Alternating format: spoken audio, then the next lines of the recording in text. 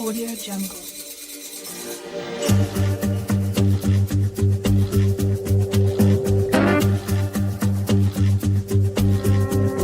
Audio Jungle. I am the Divine Prince, Emmecca, Pan-African Spiritualist, Practitioner, Author, Advisor, Elagoon, Oloye, Hoodoo, AYIBOBO. I reside in this beautiful and legendary, historic Treme, New Orleans, Louisiana.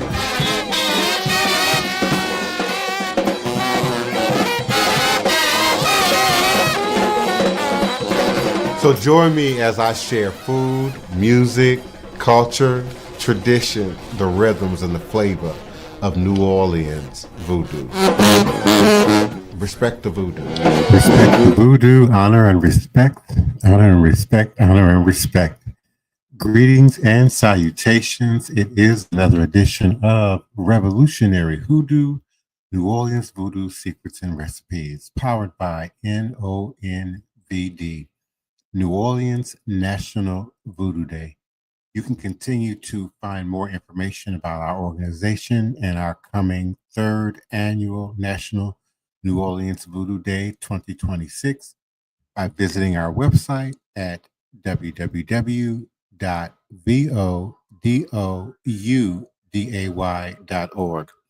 Again, National New Orleans Voodoo Day can be found at www.vodouday.org, voodooday.org.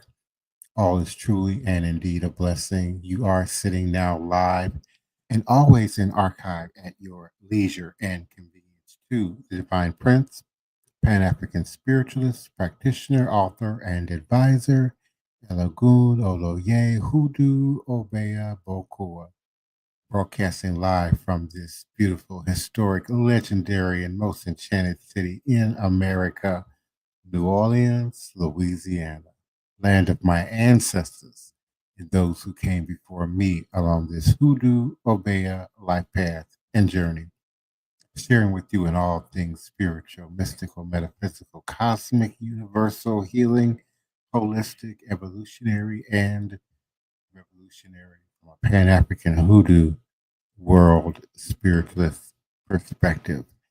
I am joined by my beloved host, the Queen Mother, Sista Toni Martinez.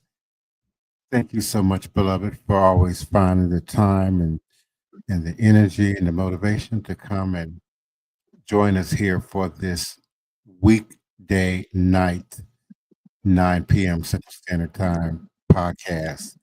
It might be 30 minutes, but it's a powerful, impactful 30 minutes. And we are certainly grateful for you bringing your energy and joining us nightly for this podcast. How are you this evening? I'm doing great, Prince. I'm doing great. Earlier today, I watched this movie called Sinners with Michael B. Jordan in it. And I must say, it was very, very educational. Stuff I didn't realize, then stuff I remembered that I had forgot. But I remembered, oh yeah, it was full of hoodoo, spirituality, knowledge, and it was a vampire movie set in Mississippi in the 1930s. Yes, indeed. It is well. Sorry, you saw this at the theater, or you saw this online? No, I saw this on my TV. Okay. Some of y'all in the listening area gonna know why I'm laughing like that. But I seen it in the comfort of my own home. I watched it twice. Yes, indeed. Because I had to watch it again. Yeah, I was only asking because I've really only seen comments and ratings about Sinners.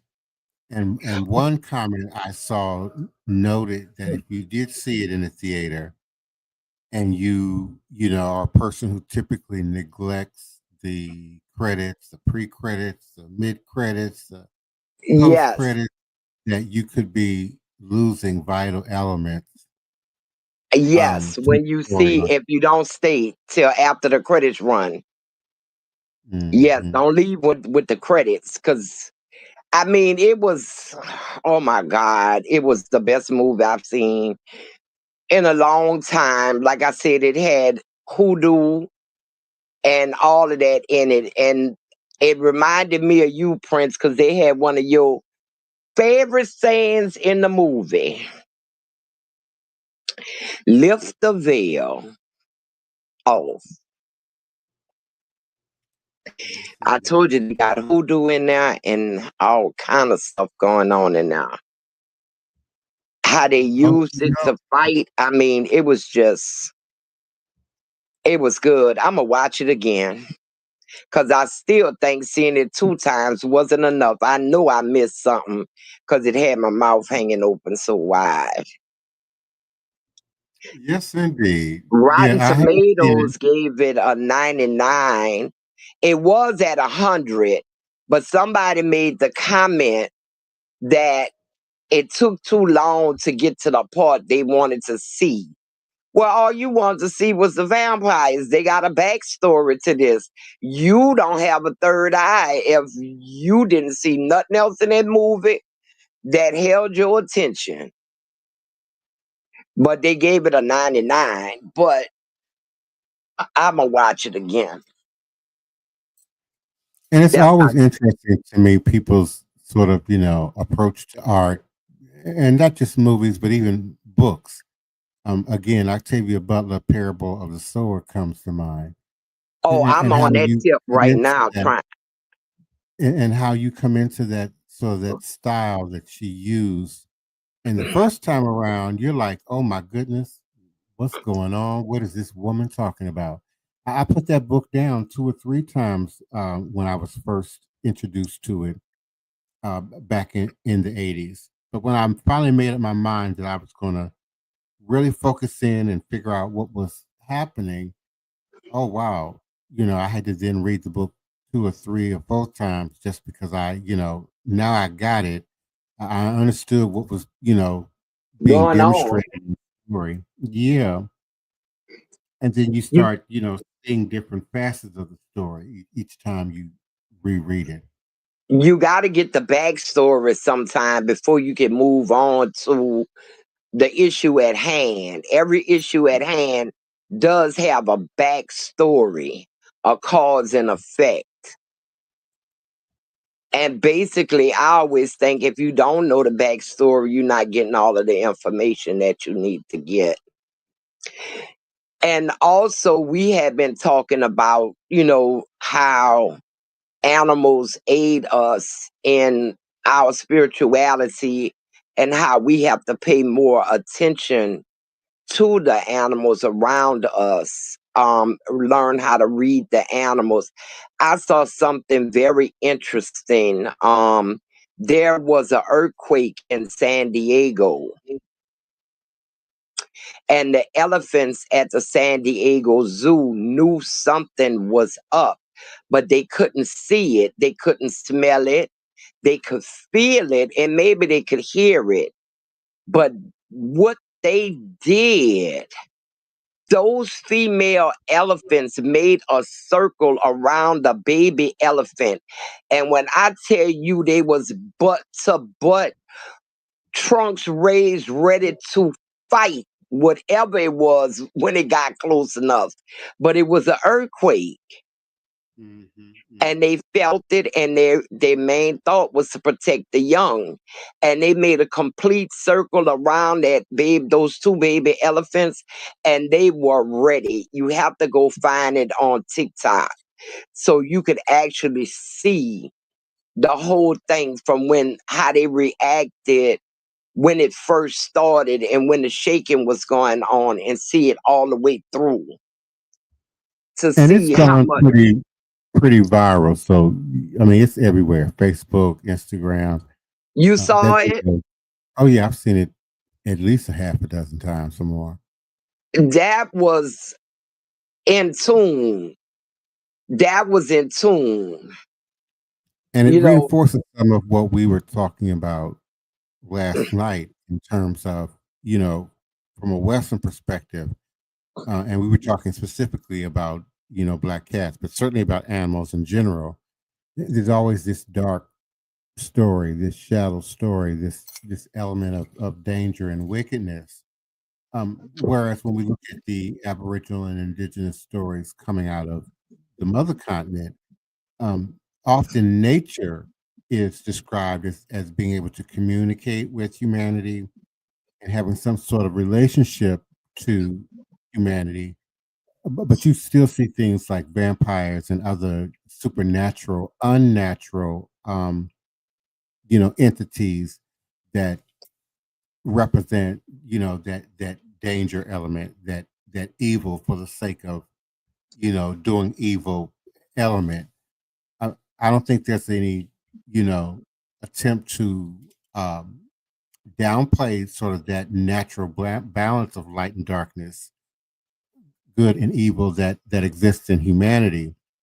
But they often demonstrate that in mythology and storytelling in terms of the natural elements versus sort of the supernatural or unnatural manifestations that can then show up in nature that we commonly battle every single day. It sounds like a good movie. The ratings have definitely been positive for the most part from what I've seen. and In three. it gives you a little story about what we talk about the power in things like instruments. I don't want to give away because it just came out today, but it's well worth seeing, and we can talk about it later on down the line when more people have seen it. Because I'm quite sure our audience, the members in our audience, this is on their watch list, and what they got right on it, and what they would, letting you know about. Um, but I it find was it interesting seeing the lengths that the entertainment industry and particularly Hollywood goes to tell a story, create and recreate a story, particularly when it comes to voodoo, hoodoo, root work, conjure. And we sort of push the limits of I guess, our imagination, but also the limits of those established stereotypes and dogmas often already, propagated in society about voodoo and hoodoo and what that is. But at the scientific level, at the historic level, at the archaeological level, it's still just so much out there that can be explored. And they often say, truth is more entertaining than fiction. Reality is more, you know. this movie, I believe, is was done by the same guy who did Black Panther, Mhm. and I was quite pleased the way they did the root work. It was no, I was quite pleased. It wasn't so much like you typically see it in the movies. Mhm. I was very pleased with it. Like I said, I don't want to give away too much of it. People haven't got a chance to see it. Easter was the day everybody go to the movie theater. So we can talk about it in a couple of weeks to give you a chance to see it also. So you Did could be somebody up to. say Easter? Did I somebody couldn't say hear you. Easter? Did somebody say Easter? That's the Yeah, day that they're now claiming that they're going to shut down TikTok is on Easter. I thought they had a 90-day reprieve or some stuff. You mean recently, or you mean 90 days from the previous shutdown? Well, the previous one was supposed to be on the 5th, and then Trump said he gonna give them another 90 days. Perhaps.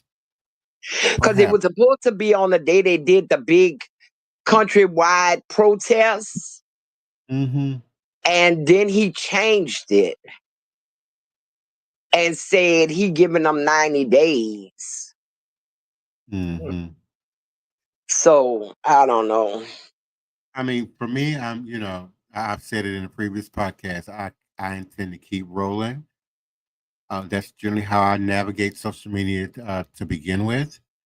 I've always thought it was a mistake to sort of, invest in one platform, or, claim this one platform is going to provide, all your needs. And we have such a diversity of platforms out there because they represent very different things, on many levels. So, I support, taking on more social media if you're into social media, adding more sites as opposed to over investing your business, your income in just one site, and then praying that nothing crazy happens, to interrupt that flow. I Yeah, think TikTok exposed, these various streams of income to many people who weren't exposed to it prior, didn't know that, these opportunities even exist. But those same opportunities, or if not similar opportunities, exist on almost every social media platform.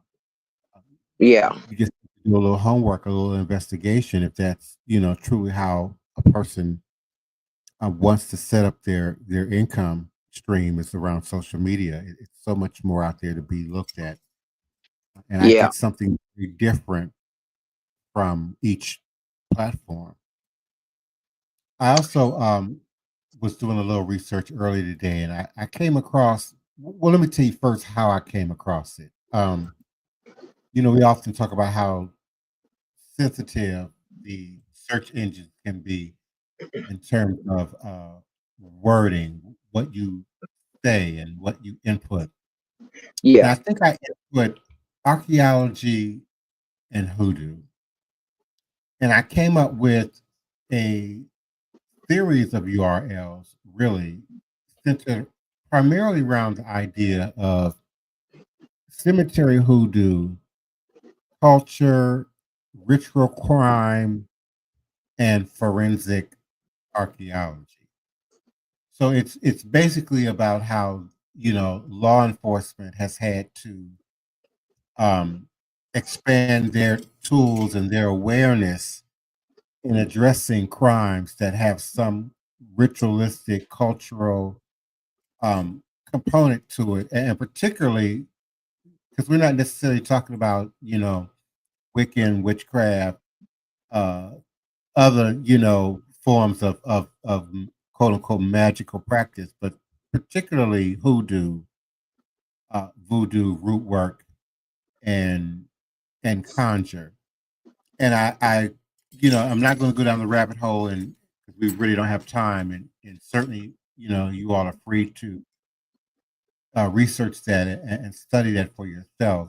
It's more than one academic document, and it's more than one governmental site that's referencing this particular subject matter. I'm particularly looking right now at National Library of Medicine, or the National Center for Biotechnology Information. And it's again titled Cemetery Hoodoo, Culture, Ritual Crime, and Forensic Archaeology. So on the one hand, they are sort of sharing and documenting again what they believe they know and understand about hoodoo and archaeology. Uh, Based Meaning, on based on what they found at so-called crime scenes. Primarily at crime scenes. That's where I was getting ready to go with this. Primarily at crime scenes, but I've also found articles at the academic level, particularly in the Gullah Geechee areas, the Carolinas, and I believe Virginia, that also had documents, archaeological documents of findings, archaeological findings on properties in certain corners of homesteads, living quarters. Near the hearth was a popular area to find evidence of hoodoo, conjure, root work type archaeological discovery. But these group of articles that came up with me searching hoodoo, archaeology and hoodoo, were primarily, I believe, as you suggested, around crime scenes and forensic archaeology, and them sort of determining what they're looking at. You know, we saw a similar thing with the legal case in Halita, Florida. I always mess up that city name, where the Santeria community brought the case before the Supreme Court in reference to animal sacrifice and the operation in their practice and tradition. And so there were a series Yeah. of articles in association with that case, where people, for example, ran into fear or some kind of complication with their house or with their godparents, and they chose to throw out their taurines, throw out their pots, throw out their implements, or take them, to places like the woods or to wet wet areas, and then the police, find these things, or these things are reported somehow, and then they've got to distinguish between, is this discarding of, ritual items that were used primarily for ritual purposes, or is there some other crime involved, in the scene? For example, they end up testing the blood if there's blood evidence present to determine if it's animal in nature, or something else. So I it's there. remember when that case came out in Florida, it led me on a research. And I remember, I can't think of how I found it. Um, it came back up, and I think it was just when the internet was coming up and you really didn't have laptops, you had desktops. And I read a paper by a police officer who was supposed to specialize in cases where they suspected voodoo, hoodoo, Santeria. Well, really, basically, it was Santeria because this guy was in Florida, and he was telling the other police, reading what was in the pots and what they stood for, what kind of spell was being worked by what was in the cauldron or what was on the altar, Mhm. and the police take it very serious. They might not Oh, advertise it, just like they don't advertise that they use psychics that much, mhm, mhm. but they do. Psychics and other forms of spiritual practice, like remote viewing, is still being utilized. We certainly Yeah. can find documentation at the government level, of them admitting, them utilizing and doing experimentation in some of these arenas. But when we think about hoodoo, root work, and conjure specifically, I'd say just in the last 20 years, are we really beginning to see the releasing of documentation at the archaeological level, at the scientific level, about the footprint of these practices? This one article I found, in the state of Maryland, governmental site, maryland.gov, Hoodoo Alive and Well in the Mid 20th Century, Annapolis.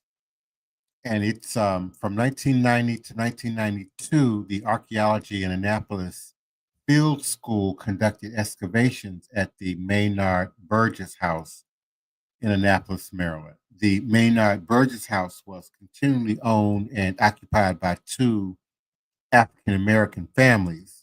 The Maynards built the house, and members of that family lived there from 1850 to 1914.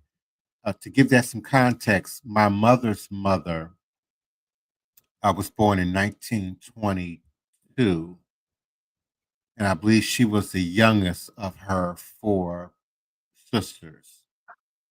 And so the property then transferred to the Burgesses, who lived there until 1990, when it was transferred to the port of Annapolis. And so in 1991, doing excavations around a recently removed 1940s addition to the back of the house, archaeologists recovered interesting artifacts that suggested hoodoo, root work, conjure. This particular artifact was a small clear glass jar with a screw top lid. And the jar contained a fragment of red knitted fabric, which was pieced with several iron and copper alloy pins, which appeared to be holding together or attached to several paper fragments. And when recovered, the jar was also filled with an unknown liquid, and the liquid has, according to the article, subsequently been removed. But the article is called Hoodoo Alive and Well in Mid 20th Century Annapolis by Rebecca Morehouse, State Curator. And again, you all are free to do your homework, do your research, as they say. You can read this article in its entirety by way of Maryland.gov. I wonder, do they have a voodoo police for New Orleans? I'm sure they do. They, as you suggested, it's probably not talked about a lot. It's probably hard to sort of uncover. You probably have to go down a rabbit hole. Certainly, we know that there have been cases in more recent years that might require such. Like when that homeless young person went into St. Louis Cemetery Number 1 and painted Marie Laveau's family tomb pink with that latex paint. They not only had to, treat it like a crime scene, but they also had to treat it, as an, archaeologically disturbed um, um, scene. Area. Yeah, or area. Yeah, and I'm sure they had to figure out, to some degree, why, motivation, what's this random, act of not violence, what's the word, vandalism, or is there something much deeper at work? Should we be more concerned? I remember when we Yeah. had the tagging thing going on before Hurricane Katrina, where tagging was just out of control, and they were calling in higher legal forces to help them to address, who was tagging up. To decipher the tags. Yeah, are they gang tags? Is there something else being, conveyed, communicated through the messaging? So I would not be surprised if there are law enforcement officials in the area who, have some unique experience to witchcraft, voodoo, maybe even vampire lore. The stuff that we hear about every Halloween. Oh Lord, People don't talk about vampire lore. Everybody now is seeing vampires all over Louisiana now. Everybody is having an experience with a vampire. I saw a video of a young black man walking down in the French Quarter early in the morning, trying to debunk the people saying they have vampires in the quarter. and he was on his phone, and he was like, well, I'm out here and I'm walking and I smell good. And I'm looking behind him, and he's like, there's no vampires. And I'm saying to myself, there's no rats running behind you. That to me would be a red flag in the French Quarter. If you don't see any rats out that time of morning. And then I asked the question, did he make another video after this? Have we heard from this guy again? Yes, indeed. But Yes, indeed. everybody is having a vampire experience, especially those Uber drivers. And I'm sure, yeah, Hafaz, that's a great point. The missing and murdered children in Atlanta was rumored to be connected to the occult. And they shut down that investigation for the most part and covered it up. But there has to be, and this isn't a question of, whether they believe it or not, but there would have to be some force, some, qualified individuals that investigate, crimes of that nature, or crimes that might even have some, symbolic or psychological connection to the occult or astrology, politics, other arenas for motivation. But we certainly appreciate all the active participation in the conversation. And go ahead. What a concept, voodoo police. Mm-hmm. Mm-hmm. Now, I don't remember reading or hearing about anybody being unalived with Veve at the feet, but I'm quite sure it has happened. Yeah. They just didn't say it. That would be something that I could see them calling in a voodoo police specialist, or to find some kind of artifacts near the body or on the body. That would give them some idea as to what may have been going on. Yes, this is a call for voodoo police. I'm sure they call it for the voodoo police in terms of that woman who, I think she was from the Carolinas. I might be wrong on where she was from, but she was African American and went to Haiti and disappeared. And oh yeah. Yeah, she disappeared. Yeah, we haven't received any updates. But listen, 30 minutes goes by quickly. I certainly appreciate the time and the participation, the energy, and the continued support. I look forward to joining you here again on Monday night at 9 p.m. U.S. Central Standard Time for more revolutionary hoodoo, New Orleans voodoo secrets and recipes.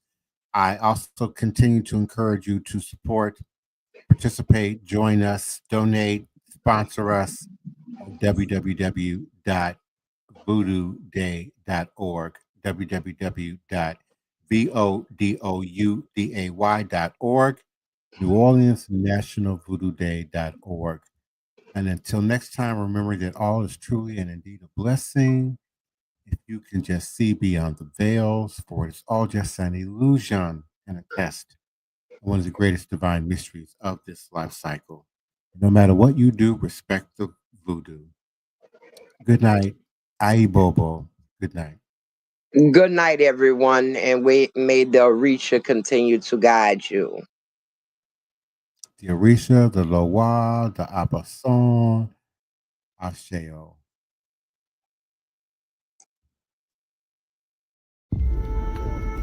At the beginning of this, maybe I was more skeptical.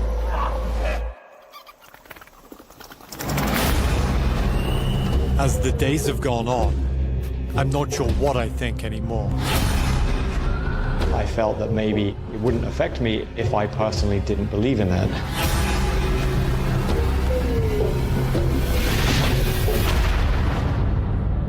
So, knowing what you know now, would you still get cursed?